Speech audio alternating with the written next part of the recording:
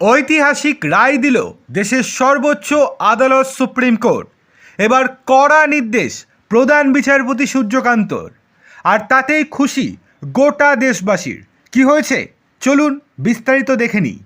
প্রধান বিচারপতি কান্ত প্রশ্ন তোলেন, কতদিন দেশের সম্পদ অনুপ্রবেশকারীদের ভোগ করতে দেয়া হবে?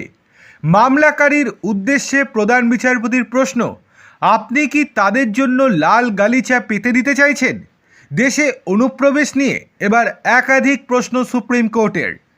দেশে অনুপ্রবেশকারীদের ঠাঁই দিতে আইন আর কতটা নমনীয় করা হবে? এই দিন একটি মামলার শুনানিতে এই প্রশ্নই তুলল সুপ্রিম কোর্ট। আটক হওয়ার পর 5 রোহিঙ্গার খোঁজ পাওয়া যাচ্ছে না, এই অভিযোগ তুলে শীর্ষ আদালতের দ্বারস্থ হয়েছিলেন মামলাকারী। মঙ্গলবার মামলাটি শুনানি হয় সুপ্রিম কোর্টের প্রধান বিচারপতি সূর্যকান্ত এবং বিচারপতি জয়মাল্য বাগচির বেঞ্চে। এই মামলাতেই প্রধান বিচারপতি কান্ত প্রশ্ন তোলেন, কতদিন দেশের সম্পদ অনুপ্রবেশকারীদের ভোগ করতে দেওয়া হবে? মামলাকারীর উদ্দেশ্যে প্রধান বিচারপতির প্রশ্ন, আপনি কি তাদের জন্য লাল গালিচা পেতে দিতে চাইছেন? একই সঙ্গে প্রধান বিচারপতির সংযোজন, উত্তর ভারতে আমাদের একটি সংবেদনশীল সীমান্ত রয়েছে। আমার ধারণা দেশের ভেতরে কি হচ্ছে সেই বিষয়ে আপনি অবহিত রয়েছেন। কেউ যদি অনুপ্রবেশকারী হয় তাহলে তাকে দেশের ভেতরে রেখে দিতে হবে কেন? সেই প্রশ্ন তুলে দিয়েছেন প্রধান বিচারপতি।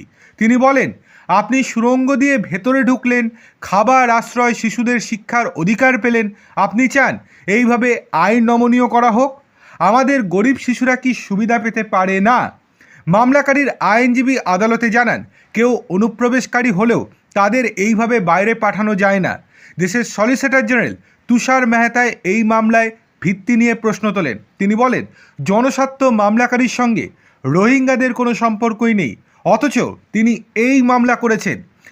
কিন্তু শেষ পর্যন্ত এই মামলা আর ধোপেই টিকল না সুপ্রিম কোর্টে।